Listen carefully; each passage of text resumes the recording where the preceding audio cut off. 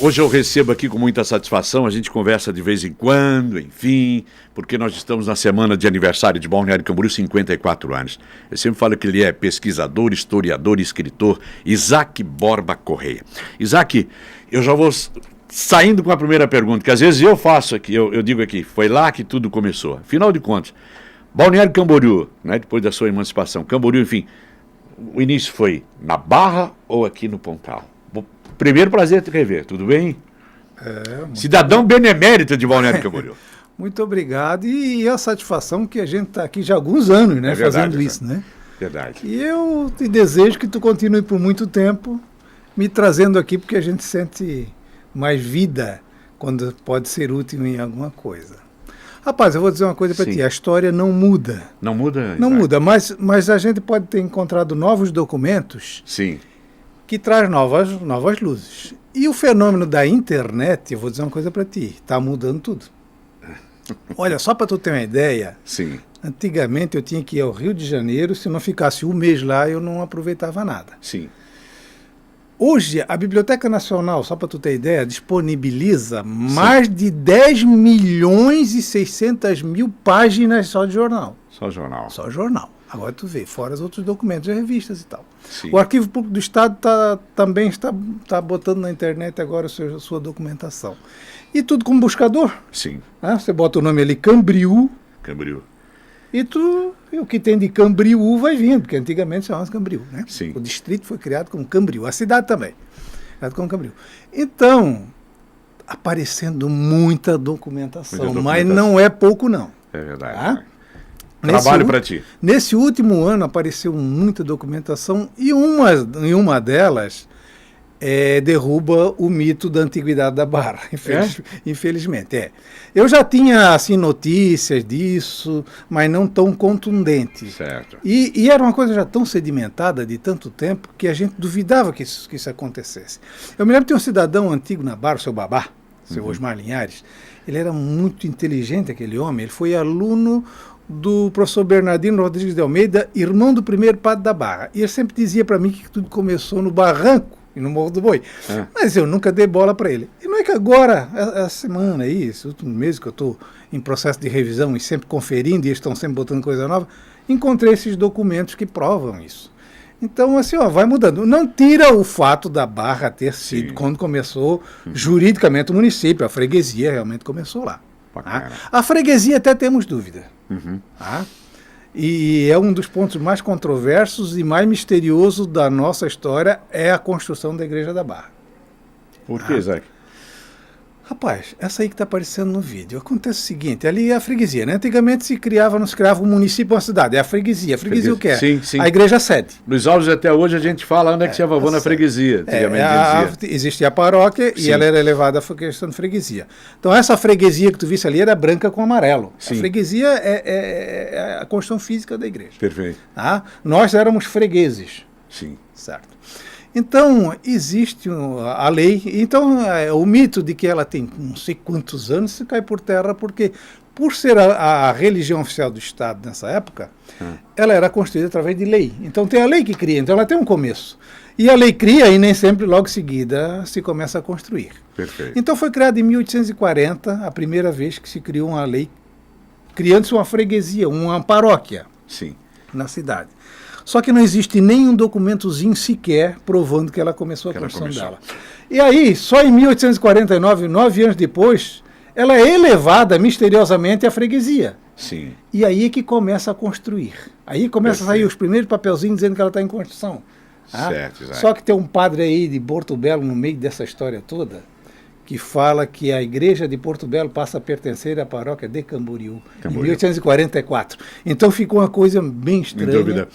E a gente não conseguiu resolver essa pendenga aí. Bacana. A gente tem tanta coisa, né, quando conversa contigo. Isaac, como é que 54 anos de Balneário Camboriú, como é que surgiu o Balneário 54 anos atrás? A divisa não era para ser no Rio Camboriú? Balneário e Camboriú, Isaac? Você pesquisou tudo isso, né? Tem. Aí tem outra coisa. A Camboriú sempre foi a divisa de todos os municípios. Desde Florianópolis a São Francisco, Porto Belo, São Francisco, Itajaí e Porto Belo. Sim. Então, vejamos que se ela divide Itajaí e Porto Belo, a Barra ficava para Porto Belo. E por que nós emancipamos de Itajaí? Por que, Zé? É um mistério. É o mistério da Praia Brava. Era Era a Praia Brava, o canto da praia, que era o lugar mais forte. Era um lugar tão grande, o Tigrão, que chegou da entrada na Assembleia de se criar uma cidade entre Itajaí e Camboriú. A coletoria, chegou a se instalar a coletoria e a mesa de rendas, antes de Itajaí, na Praia Brava. Por quê? Porque os índios, o problema era os índios, rapaz. Os índios nos confinaram na margem norte do rio Camboriú. Na margem sul ninguém entrava, Sim. porque eles eram muito cruéis, muito violentos e bancavam o terror mesmo. Sim. A ponto de ser manchete de jornal no Rio de Janeiro. Os sinais de fumaça a menos de uma légua do rio, da foz do rio Camboriú, a chacina que eles fizeram muito grande. Ora, numa chacina só, numa investida só, eles mataram 22 pessoas. Só numa investida. Nossa, aqui.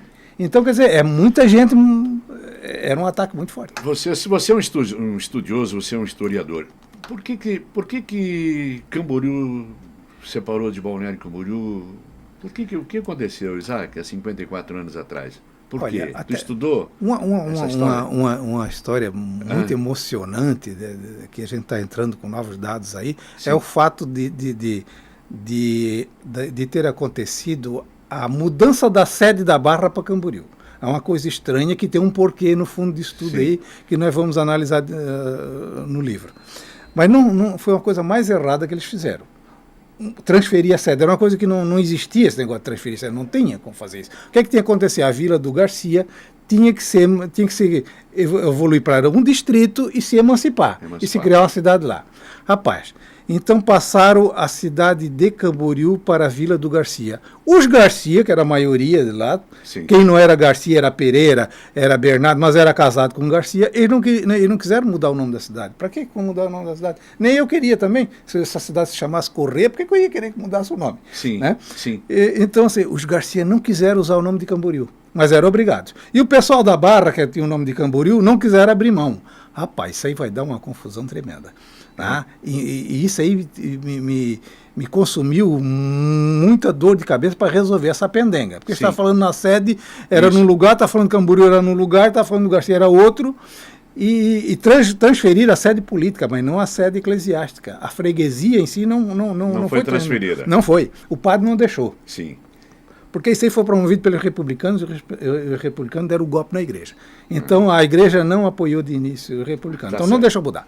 Bom, aí criou-se a Vila do Garcia, muito bem, e com razão, que lá Sim. precisava mesmo ser um município. Era lá que as coisas tinham que acontecer. Não podia ser na Barra que não tinha espaço.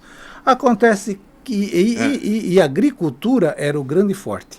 Todos os requerimentos de sesmaria de terra, o pessoal estava alegando a exaustão das suas terras. Eles estavam tudo confinados em Florianópolis. Uhum. Todo mundo que veio para cá veio de Florianópolis. E as terras exauridas, eles precisavam de terras boas, estavam nessa ansiedade. E assim que foi apaziguado os índios, que mataram os índios, eles começaram, então, de repente, a invadir o oeste. Sim. Né? E foram para o interior. Então, o país era agrícola, a função agrícola fazia muito bem o desenvolvimento das cidades lá no interior. Sim. Mas aí vem o fenômeno do turismo, né? Aí os alemães de Blumenau inventaram o tal do banho de mar. Banho de mar. E a turma gostaram depois de beber da água aqui, aí não parou mais de crescer. E aí a coisa inverteu, né? Perfeito. Aí houve o êxodo rural, né? Houve o êxodo duas vezes. Uma do litoral, que toda a colonização começou no litoral. Sim. Os índios confinaram nós aqui no litoral. Depois que mataram os índios, houve o êxodo para o interior. O interior de Camboriú. De todos os lugares. De todos os lugares. Itajaí. Toda a nossa região. Alves, tá. Mas... Depois, então, dali para regiões dos anos 60, aí, né? Para regiões industriais. E aí chegou há 54 anos atrás, emancipou Balneário Camboriú, foi criado Balneário Camboriú. É isso? Sim, primeiro distrito de praia, né? Não quiseram mais? Nós não tínhamos nem nome, né, cara? Era um acidente geográfico, né? Praia. Era o lugar praia. Zona rural do Camboriú. Agora deixa eu mais recente aqui. É lógico que tu é a história. Aí foi criado o Balneário Camboriú, que eles não queriam aqui a praia, é verdade? Tanto, eu leio teus livros, tu tanto sabe que disso. A divisa era para ser o Rio, né? Era para ser o Rio Mas Camboriú, não é? Aí eles iam perder o Colégio Agrícola, que era então, o centro pensador tá, entendi. da agronomia em Santa Catarina. Então, o que aconteceu? Eles passaram a divisa só para o litoral, né? Só para o litoral. Tem que passar a canear o pessoal, os pescadores, né? Aí o fenômeno do turismo fez a coisa inverter o jogo, né, cara? Bacana. Olha a imagem. Aí cresceu o litoral, e houve o êxodo do interior, aí interromperam a BR-101, passava lá dentro, né? Tiraram de lá, passaram para cá, a cidade, de repente, de um dia para o outro morreu, né? Perfeito. Se tu vê o orçamento da cidade de Camboriú de 64, é um caderno dessa grossura. Desse tamanho. E aí tu vê 65, é uma folhinha dentro da pastinha. Isaac, você que nessa história toda, ontem eu fiz uma pergunta, inclusive falamos de ti ontem com o Nelson Nitz, presidente do Sinduscom. Pela tua experiência, assim, ó, dava para imaginar, assim, que o teu avô foi um dos pioneiros, né? Sim. Dava para imaginar essa cidade hoje? Não, ninguém acreditava nisso. Para falar a verdade, até bem pouco tempo atrás, né? Eu vejo que nós temos uma grande maioria dos nossos prédios não tem garagem. Prédio grande. Os antigos, é verdade. O primeiro prédio com garagem foi em 72. Verdade. Foi de Itamaraty. Ninguém acreditava. E depois dele muito. Aí depois construíram aqueles prédios com aquele estacionamento Isso. embaixo ocupando a rua inteira, que não dá para estacionar. Né? E um prédio colado no outro. Depois é que o legislador aí, coisa recente, 10, 20 anos atrás, começaram a organizar. Mas ninguém isso. imaginava. Se criar uns prédios mais bonitos. Ninguém botava fé nesse negócio. Bacana. Temos mais um tempinho, Morgana? Não? Não temos mais um tempinho? Um minutinho? Então, um minutinho para agradecer aqui a presença hoje, né, para contar um pouquinho da história de Balneário Camboriú nesses 54 anos, né, o escritor, historiador, pesquisador Isaac Borba Correia, cidadão benemérito. Até o final do ano sai a segunda edição daquele livro, depois de 35 anos de investigação, então é muita coisa nova. Já bota na tua agenda para estar já foi aprovado na Lei de Incentivo Cultural, vai sair até o fim do ano, sai. Eu tenho uns verbetinhos ainda lá da minha República Independente de Luizal para passar para ti. Obrigado, Isaac. Valeu.